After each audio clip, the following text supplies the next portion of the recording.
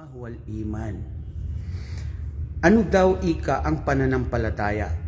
Waqala an-Nabiy sallallahu alaihi wasallam, ito rin ang dalil natin sa hadith na ano ang iman, ano ang pananampalataya. Nasabi natin na ang isang tao dapat mayroon siyang paniniwala, mayroon siyang pananampalataya.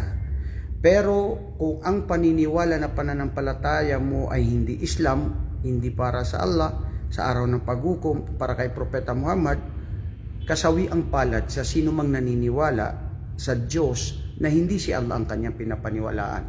So, inshallah, i-explain natin yan ano yung sinasabing iman. So, sabi ni Propeta Muhammad, al-imanu an tu'minu billahi wa malaikatihi wa kutubihi wa rusulihi wal yaumil akhir wal imanu bil qadr khairihi wa syarrihi kulluhu min indillah.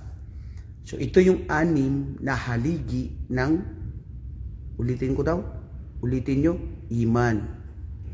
So ano nga bang iman? Ang iman, sabi ng mga pantas, ay huwa qawlun bil lisan wa i'tiqadun bil qalb wa amalun bil jawarih. Tignan nyo, nabubuo yun. Tatlo siya sa isa na hindi kailangan pwede mawala yung isa doon.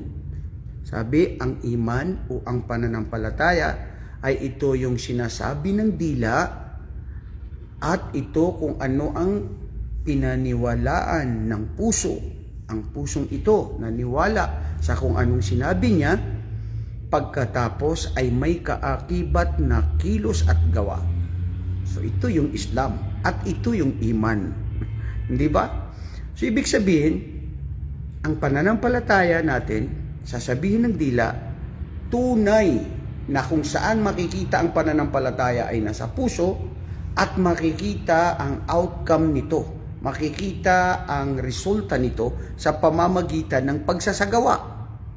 At ang iman na pananampalataya ay tumataas, bumababa. Ibig sabihin, lumalakas at humihina.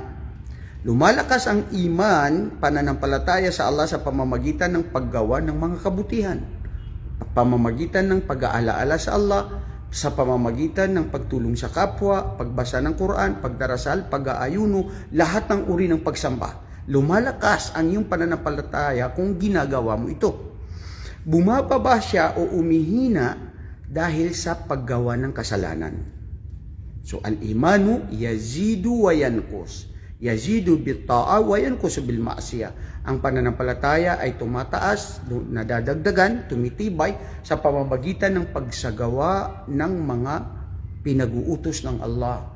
At ganun din ang iman, ito naman ay bumababa at humihina sa pamamagitan ng mga paggawa ng kasalanan, pagsunod sa sarili, pagsunod kay Satanas.